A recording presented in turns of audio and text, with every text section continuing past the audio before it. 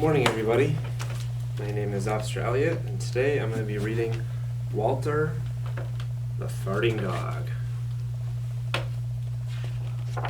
This is my son's favorite book.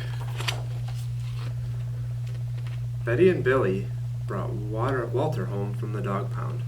Nobody wanted him, said Billy, but we love him, said Betty. Well, he smells awful, said their mother. I think you better give him a bath.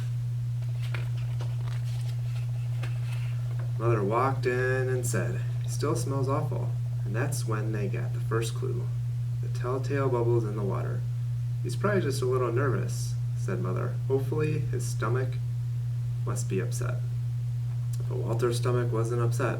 Walter's stomach was fine. He felt perfectly normal. He just farted a lot. He did it when he bathed, he did it when he played with Betty and Billy, he did it when he walked around the house. He did it in the dining room, he did it in the kitchen, and he did it in his sleep. "That dog farts morning, noon, and night," said Father. "He can't help it, Daddy," said Betty and Billy. They didn't mind Walter's farts. "So what if he farts?"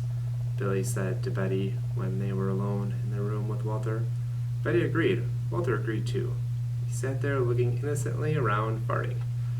"Take him to the vet," said Father.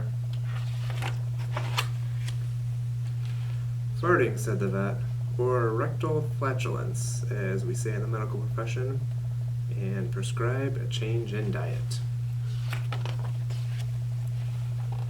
They gave Walter every kind of dog food. He farted. They tried him on cat food. They gave him hot dogs, hamburgers, and lettuce and tomato sandwiches. They gave him fried chicken. They gave him rabbit food. They made him a vegetarian. No matter what that dog eats, he turns it into farts, roared Father. Walter got the blame for everyone else's farts too. If Uncle Irv let one slip, he just went and stood near Walter.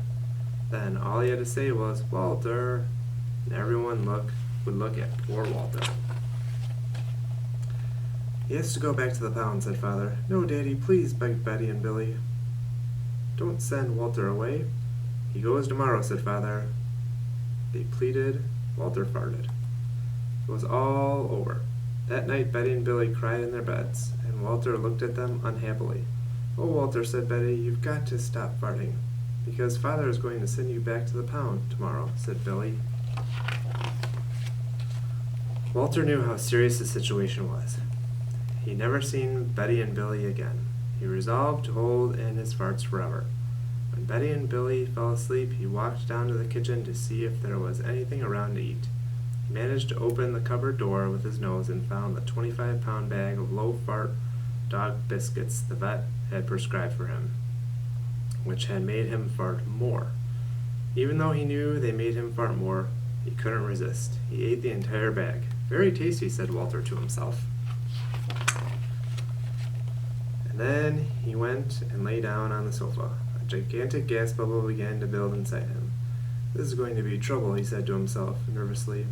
He was afraid of what might happen if he let it go. He thought maybe the house would explode. So he kept it in. It wasn't easy. In fact, it was torture. But he had resolved to never fart again. His future depended on it. As he lay there, with his tail wrapped tightly between his legs, he heard a noise at the window. He watched it slowly open. A pair of burglars came through. They dropped silently into the kitchen. "Watch out for the dog," said one of the burglars. "He won't bite," said the other.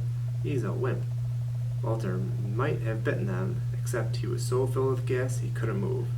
They tied a rag around his snout so he couldn't bark. "Okay," whispered the first burglar, "let's clear the place out."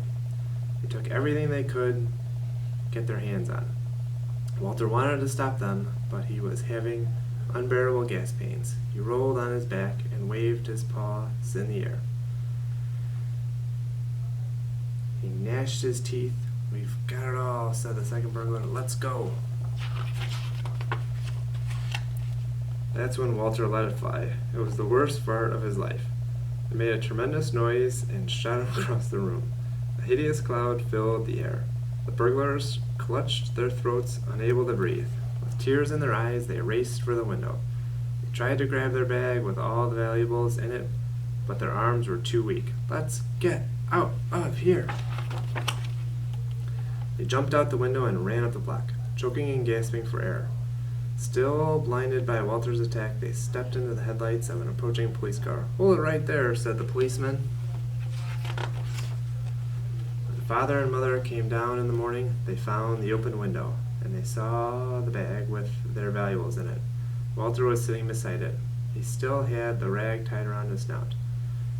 "You'd have to say he looked heroic. He saved the silverware," cried mother. "He saved the VCR," cried father.